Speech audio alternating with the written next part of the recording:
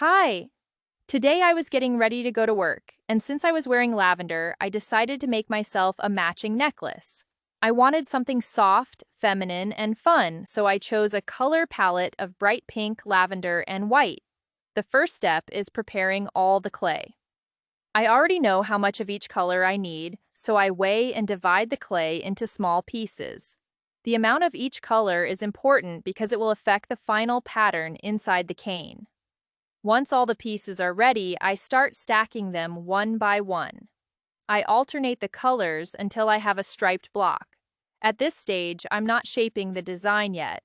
I'm simply building the color sequence that will create the pattern later. After making sure everything is lined up nicely, I gently press the stack together so there are no air pockets between the layers. Then it's ready for my favorite tool, the clay extruder. I place the entire stack into the extruder and slowly press it through.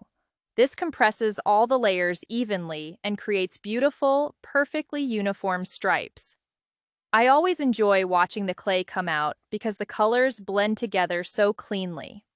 Once the clay has been extruded, I smooth it lightly and prepare it for the next step. This striped cane is the base for the final design, and from here I can transform it into something much more detailed. I love working with this technique because it's simple, relaxing, and every color combination creates a completely different result. Pink, lavender, and white always remind me of spring, so they were the perfect choice for today's necklace. In the next step, I'll continue shaping this cane into the final pattern before turning it into a wearable piece of jewelry.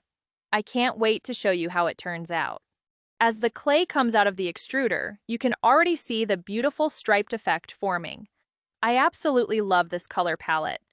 The smooth transition from dark pink to light pink with hints of lavender and white makes it look so sweet and dreamy.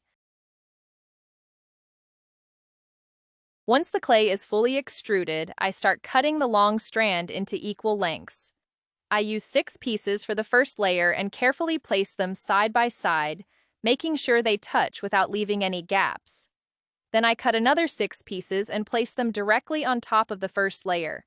I keep repeating this process, 6 strands next to each other, then another 6 on top, until I've used the entire extruded strand. It's a simple but very satisfying step, and keeping everything straight and evenly aligned is what helps create a clean, beautiful pattern in the final cane.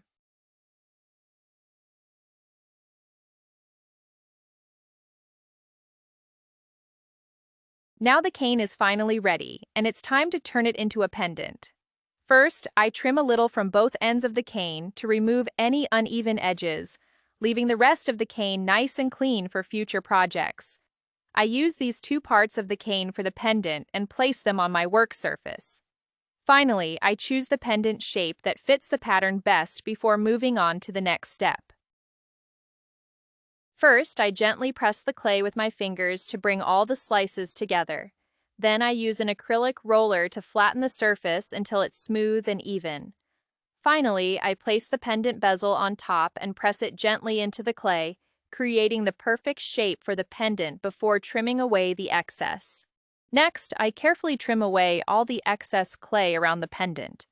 Then I gently soften and smooth the edges with my fingers, making sure everything looks neat and clean. Taking a little extra time at this stage gives the pendant a much more polished, professional finish before it's ready for baking.